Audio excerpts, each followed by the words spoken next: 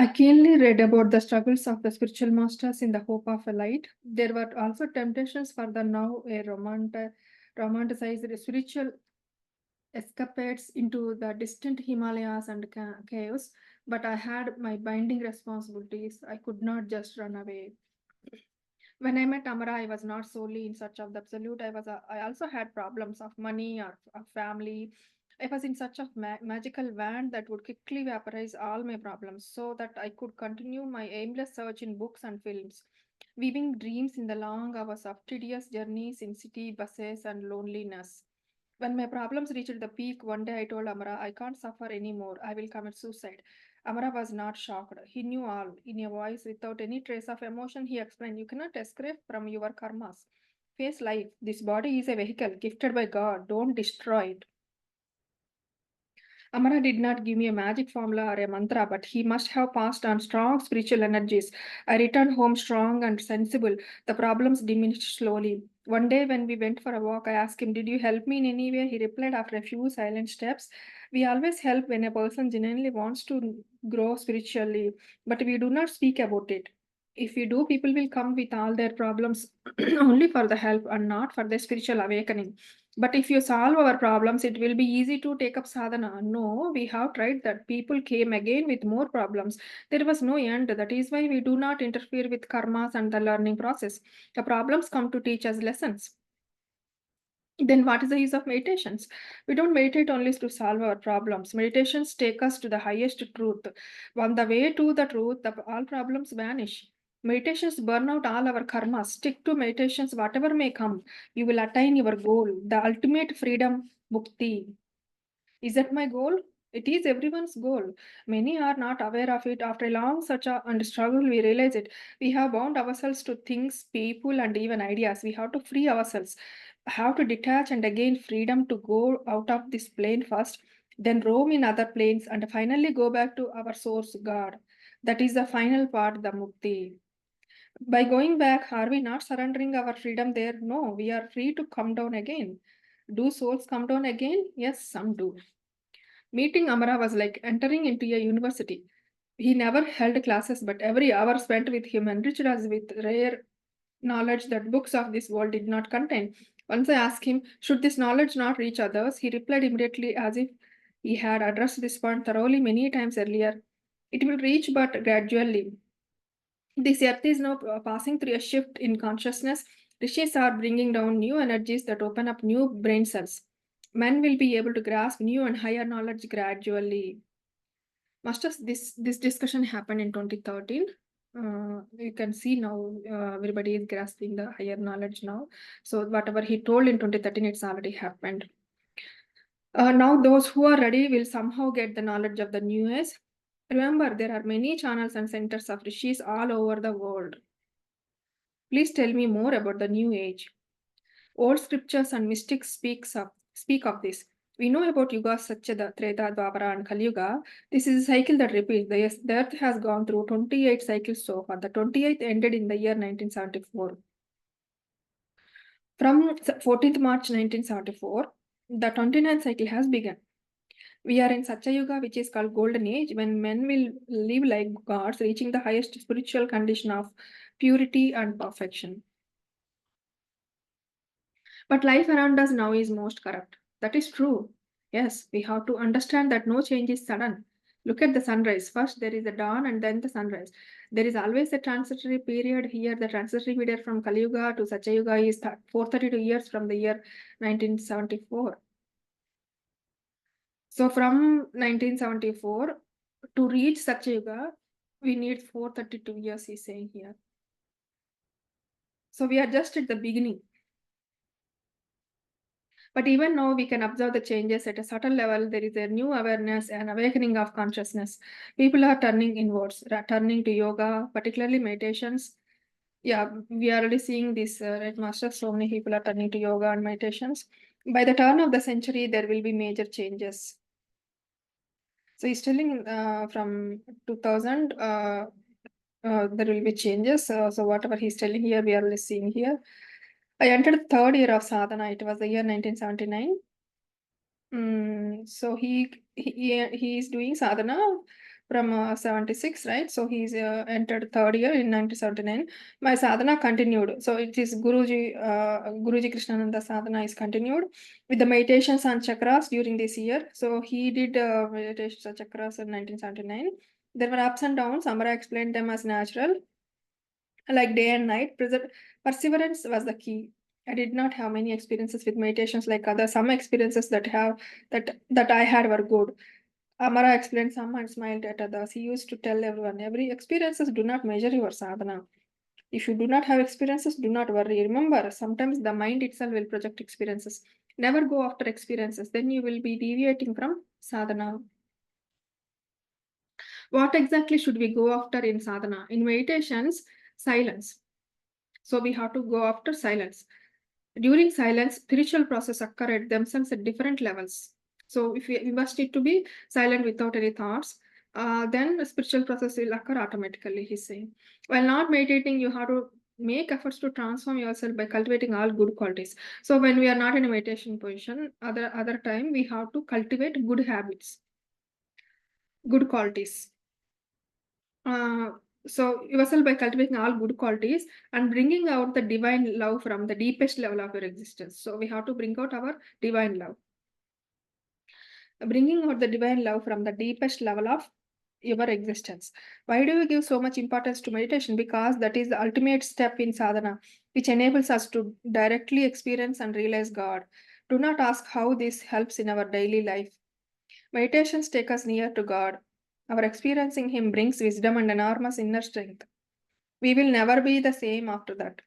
Then we will take proper decisions in life and choose the right things. These help us attend to any problem and face any situation without losing our peace within. We will be happy and peaceful. What more do we require?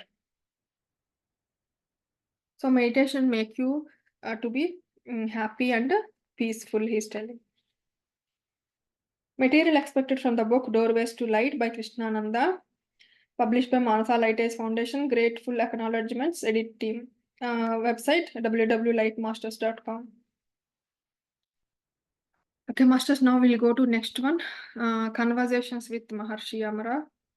So till now we read about the topic Guruji Krishna, about the topic. Now we will go to conversation with Maharshi Amara. Guruji Krishnananda is very recently departed New Age sage from Bangalore. Met his great spiritual master Amara in the year 1977. Guruji Krishnananda established Manasa Foundation, the Saptarshis path as per the guidance of the great light masters, allowing a few conversations that took place between Maharshi Amara and Guruji Krishnananda on some vital issues pertaining to present society and spirituality. A few experts from his magnificent book, Master Pupil Talks. So this piece was taken from Master Pupil Talks. The previous one took from Doorways to Light book. Krishnananda, sir. So he's asking question, Krishnananda. Sir, corruption of values in society is so deep that it has become a part of life. There appears to be no hope of clean life and a better future. Amara is answering, the future is going to be better. Definitely a corruption-free tomorrow will come shortly. Krishnananda, mere wishes do not change things, Amara. It is not just a wish, it is the order in the nature. The tomorrow ahead throws out all corruption and the corrupt. A social energy is being generated.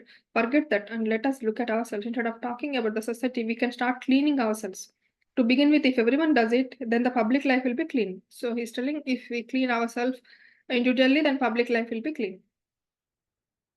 Krishnananda, I think this is impossible, sir. For example, an official tries to be clean, all the corrupt officials around him harass him.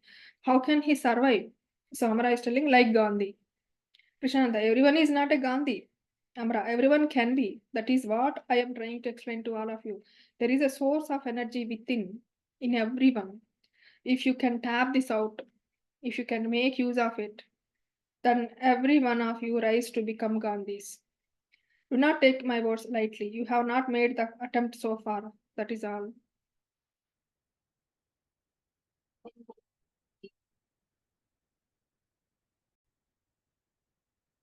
Krishnananda, how to tap this energy? Amra, to begin with by meditation.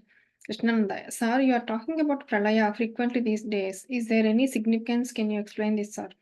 Amara, Pralaya means change. Soon there will be a big change brought in by time and other forces that are specially released. Change all over, in nature and in you. The animals, birds, trees, etc. accept the change with the least resistance. It is only the humans who resist. What happens if we resist the change? Amara, we perish. Krishnananda, but if a change is for good, why would we resist it? Change detaches all links. Amara, change detaches all links. We have to give up the old ways of life to accept the new ways. We have to cut off the attachments. That will be difficult always. Krishnananda, how to cut off the attachments? Amara, by understanding that all these things around us are like toys. How long can we play with the toys? Krishnananda, till we grow. Exactly, we have to grow. Krishnananda, how to grow? To begin with, by meditation. Sir, how important is meditation? Amara, as important as breathing. Is it a must for everyone? Yes, from now on, it is must for everyone. Krishnananda, why do you say from now on, sir? Because, Amara, because the time has changed. We are advancing into the new age, and meditation is a way to know to grow. Krishnananda, but there are only few meditators. Amara, there will be many soon, and gradually everyone joins. Krishnananda, what exactly prompts everyone to join? Amara, the time. Remember, we are in the new age of Earth. Our Earth is being flooded by a special energy to bring the new age.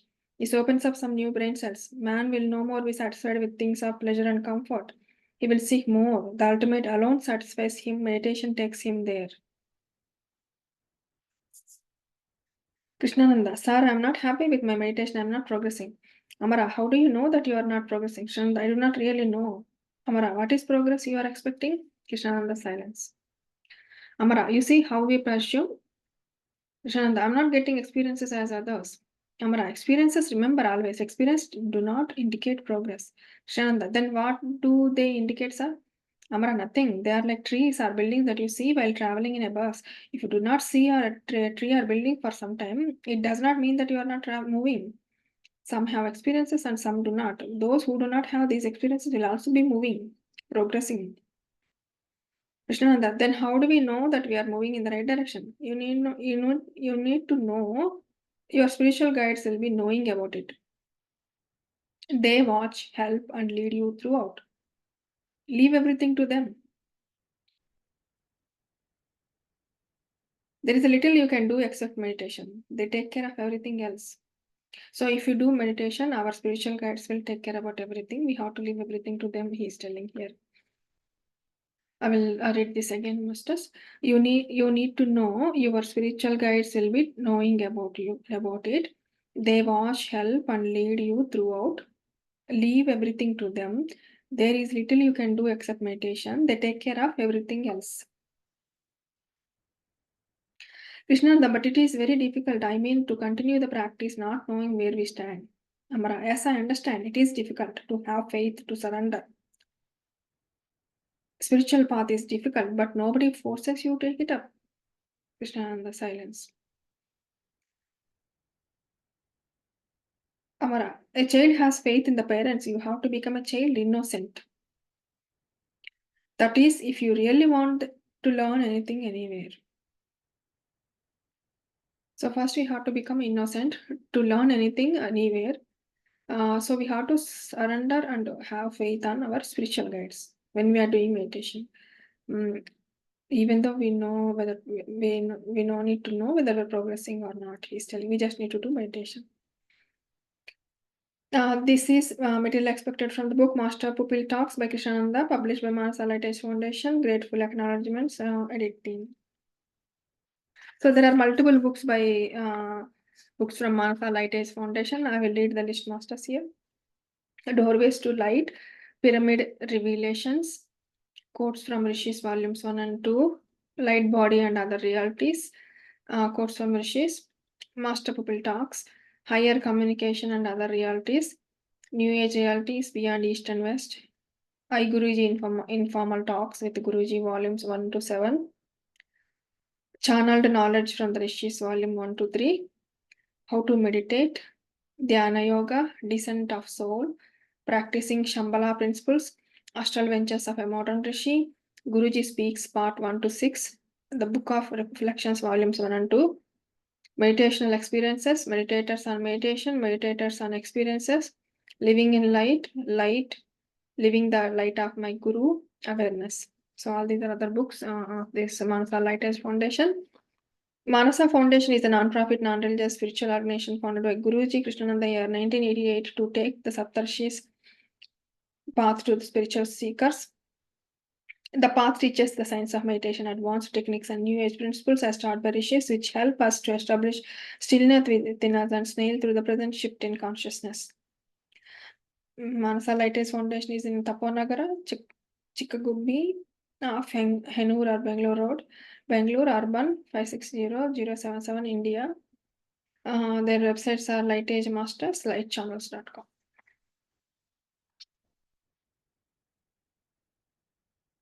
Masters, so this was over conversations with Maharshamra. Now we'll move to Sunshine Before the Dawn. Judy Satori has been trained by spirit to speak energy worlds of new creation in the form of a spiritual light language. Very rapid frequencies of sound and light that are transmitted through her hands and voice. Judy worked together with the Elohim, the creator aspect of God, the various galactic councils, the ascended masters, and the angelic realms to bring this energy work and information forward as part of a divine plan. It is to do with consciousness evolution and physical recreation for the earth and the people of the earth. The light language that Judy speaks is energy, sound, vibration, and coding, designed to activate soul memory, restructure the energy circuits of the body, clear karmic energy distortion, and recode the DNA. The DNA recording energy is transmitted by the Elohim. It is designed to activate process of regenesis so that as the earth is advanced to fifth dimensional energy pattern, so too might we. Much of this process is automatic. Judy acts as a catalyst to prepare as many people as quickly possible to hold higher dimensional light. A few experts from her magnificent book Sunshine Before the Dawn. In the late 1990s, I was living in Auckland, New Zealand, working as a healer in the human energy field and a spiritual teacher, transmitting both energy and information from many higher dimensional beings of light. My personal story of the stars began one night in the year 1998 when a man named Alvin called me at home in a high state of stress. It was late and I was tired. There was a ting of urgency in his voice that compelled me to listen. When Alvin arrived at my home a short time later, I asked him to lie down on my massage table so that I could check how the energy fields of his body were functioning. Despite being an energy healer, what was happening to Alvin at the time was beyond my experience, and I was unsure to how to help him. As he lay on the massage table with his eyes closed, writing in discomfort, he attempted to describe what he was feeling. Writing in discomfort. I feel nauseous, he said, like I am at sea. It's like being seasick. Alvin body jerked upwards on the massage table. He lay back down, still with his eyes closed, as his my custom whenever doing energy or light work. I keep a notebook and pen handy to capture my thoughts or messages given to me. I began writing. Alvin was breathing lightly, so I wasn't worried. But after a few minutes passed with no communication, I stopped writing and asked him how he was doing. I can't open my eyes, he said, but somehow I can see that I'm on a spaceship and I'm out in space. I'm looking through the windows and I can see the stars, I can see the earth. Now I'm looking back towards the earth, it looks very far away. There are many beings around me, strange looking beings. Some look very tall, rather like us, but with the upturned eyes. They are wearing shimmering robes of many colors.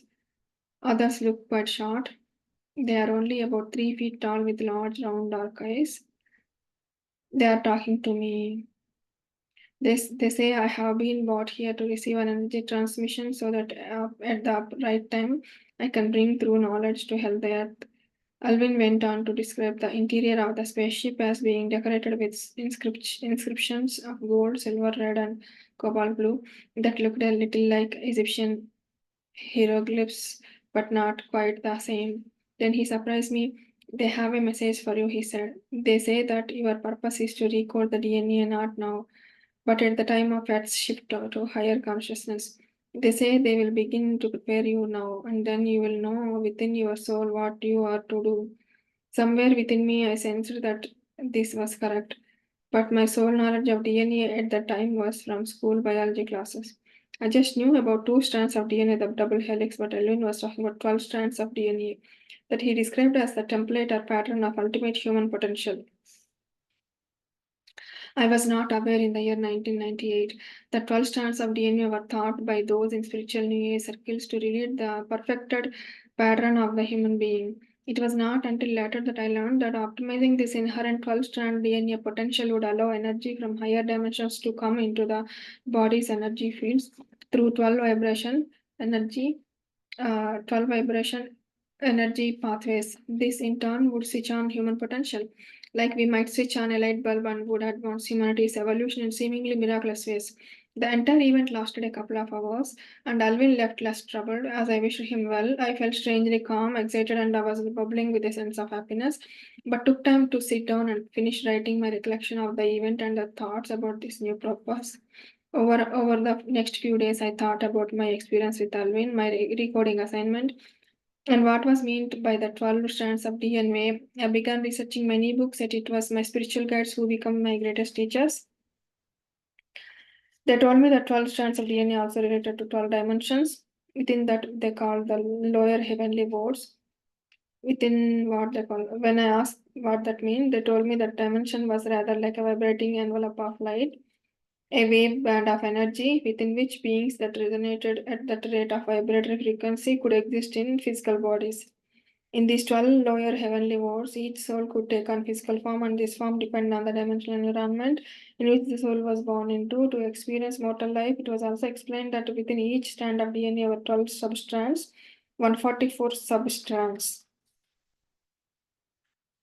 My spiritual guides explained the many different life forms that existed in the 12 dimensions of the lower heavenly worlds, and that the physical form of each soul depended on the frequency wave band or envelope of light they were born within, as well as the unique environmental characteristics of the planet or star that was formed.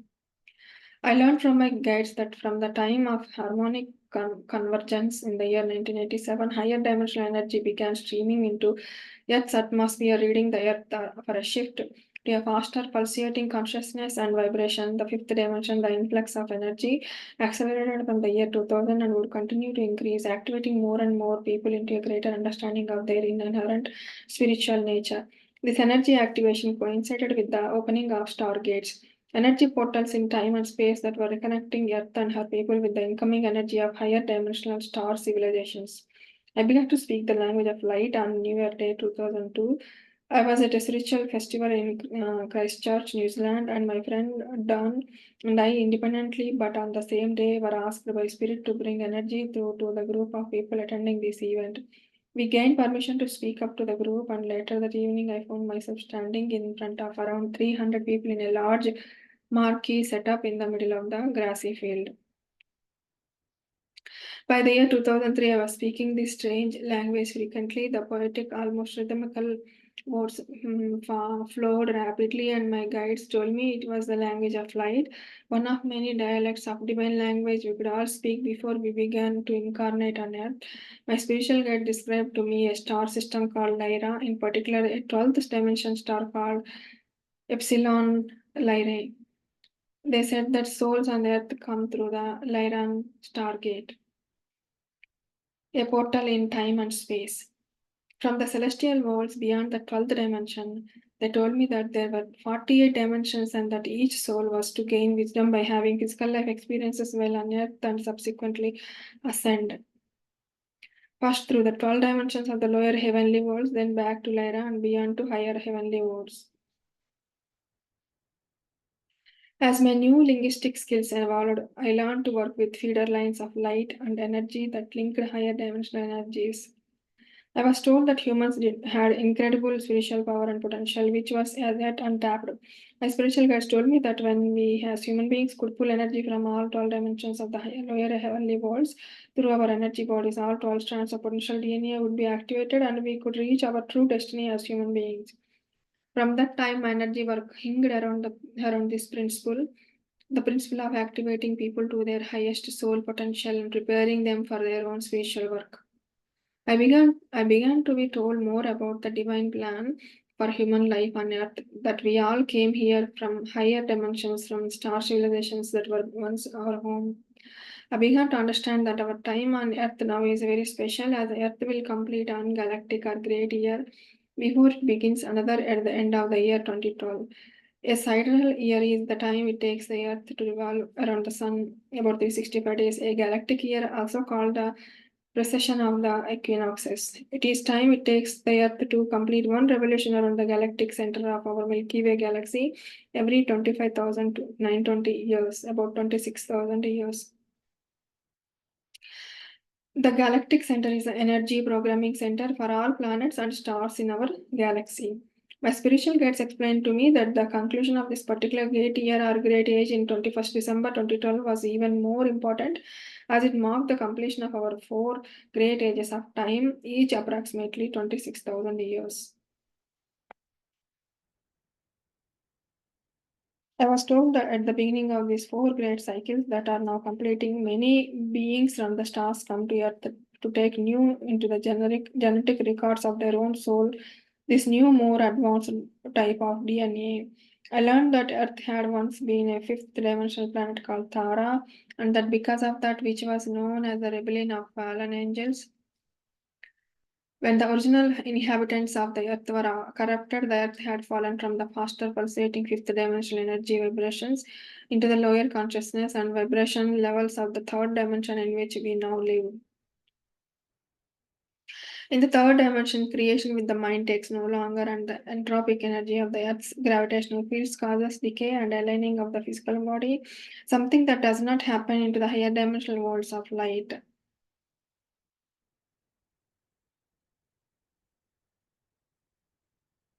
The third dimensional Earth is also a very challenging environment in which to live, as it is a place of duality, a place where the memory of each previous lifetime is veiled from us, and a place where karmic distortion caused by the traumatic experiences of previous lives is continuously triggered in your physical body and energy fields. It was explained to me that at the time of the Earth's shift into higher consciousness and the fifth dimensional energy frequencies, the people of all the earth would also be energetically activated to expand the light, able to be held within the cells of the body. At that time, the energy circuits and the chakra system of the body would recalibrate to use this faster pulsating fifth dimensional energy. The physical body would become more energized as a result. In the late summer of the year 2010, I was sitting with my husband on the veranda of our house, which overlooks one of the Finger Lakes in upstate New York. It was about 9:30 p.m. and still warm, even though it was September and fall was setting in. Simultaneously, we both noticed a large white light moving across the sky. As we watched the light, I felt energy streaming into my throat and jerking through my body. I started speaking very rapidly in the language of light, and I felt myself being spoken to by someone who told me he was the commander of the spaceship and that they would come to me soon with information and that I should write it down that as well.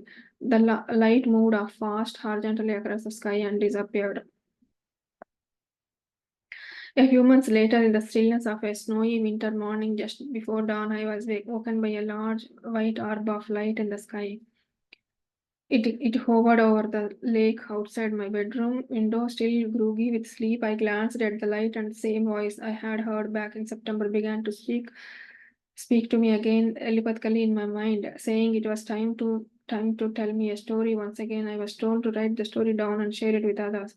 That first day, I thought I was dreaming, but early in the next morning, the orb of light returned, and I knew then that it was neither a dream nor a star.